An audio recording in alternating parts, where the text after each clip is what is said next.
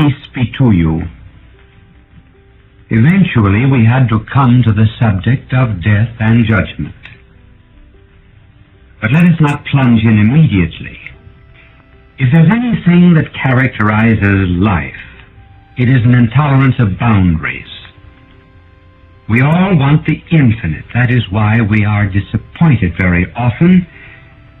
We realize the tremendous disproportion that there is between an ideal that we have conceived and reality itself.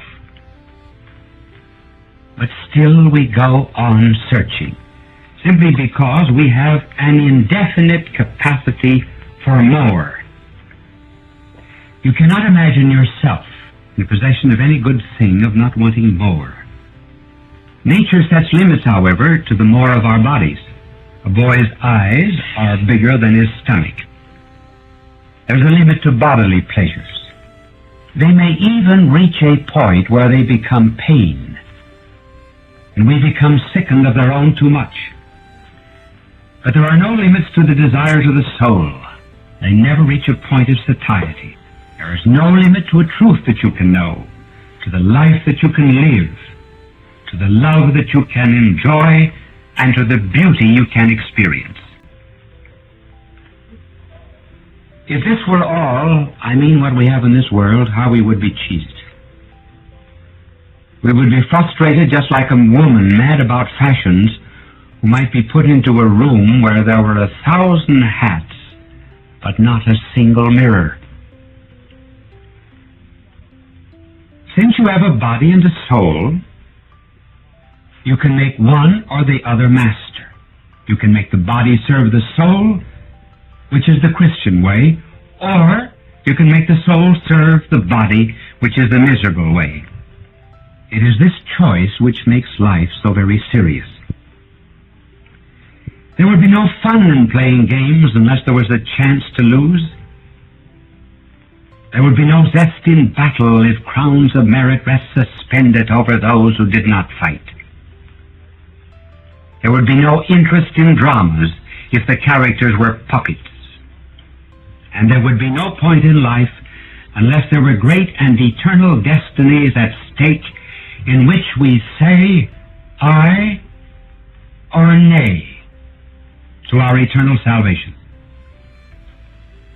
Our blessed Lord put it this way, "And fear ye not them that kill the body, and are not able to kill the soul, but rather fear him that can destroy both soul and body in hell." On another occasion our Lord said, "What doth it profit a man if he gain the whole world and suffer the loss of his own soul? Or what exchange shall a man give for his soul?" There will come a time when this trial will be over. I know it is very difficult to convince modern minds about it. They do not like to hear that life will end. That is why death is so often disguised today by morticians. They would almost make you believe there was happiness in every box. They do not wish to face the fact of man's end. And have you noticed how much the modern mind feels awkward in the face of death? He does not know how to extend sympathy. He does not scruple at reading detective stories in which there are a dozen deaths or murders. But that's because he concentrates on the circumstances preceding the death rather than on the eternal issues involved in death, namely heaven or hell. He never asked, saved or lost, but rather, who killed Cock Robin? There are those who think that death belongs to the purely natural or biological order, and therefore that man dies just like pigs and roosters die, and for exactly the same reason. But this is not true. Man has a soul which is spiritual and immortal, and the death of a man is not the same as the death of a beetle. St. Paul tells us in rather a harsh and yet not stoical manner that we have to die daily. A happy death is a masterpiece, and no masterpiece was ever perfected in a day. Dubois spent 7 years in making the wax model for his celebrated statue, Joan of Arc. One day the model was finished and the bronze was poured into it. The statue stands today as a ravishing perfection of the sculptor's art. In like manner, our death at the end of our natural existence must appear as a ravishing perfection of the many years of labor we have given to it and given to its mold by dying daily.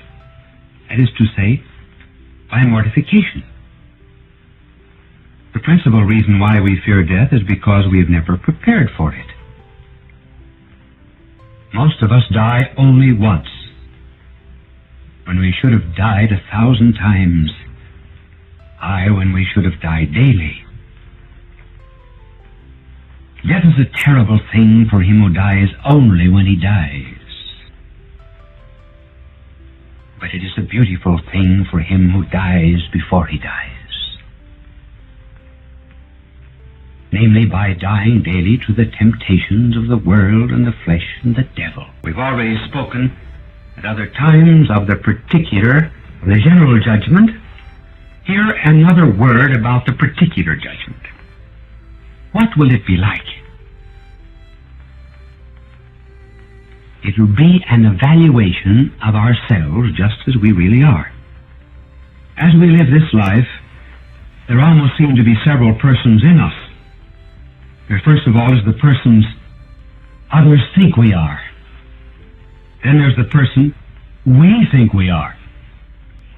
And then there is the person we really are.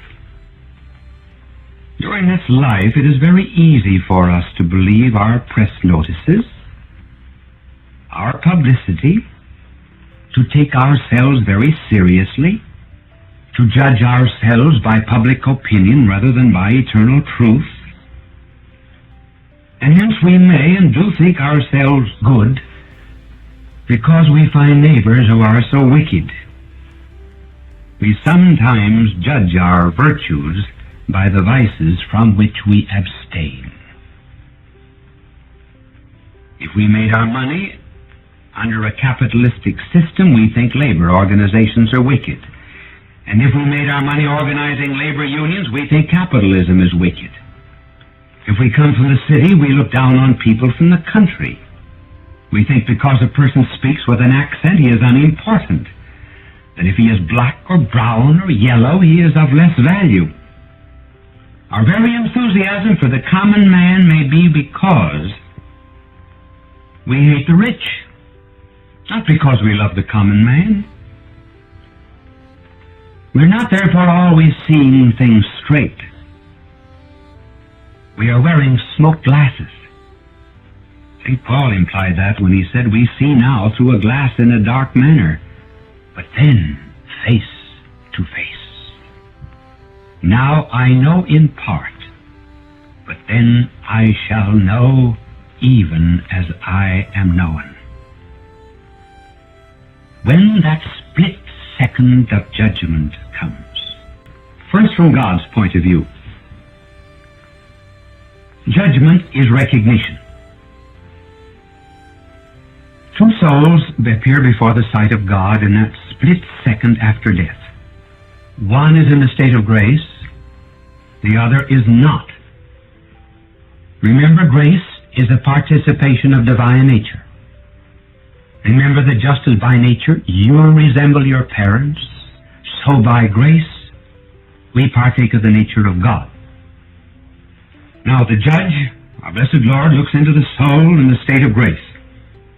He sees there the resemblance of his nature, and just as a mother knows her child, because that child shares her nature, so too God knows his own children by resemblance of nature. If we are born of him, he knows it. And seeing in that soul the divine likeness, the sovereign judge says to us, "Come, ye blessed of my Father. I have taught you to pray, Our Father. I am the natural son, you the adopted son. Come into the kingdom I have prepared for you from all eternity."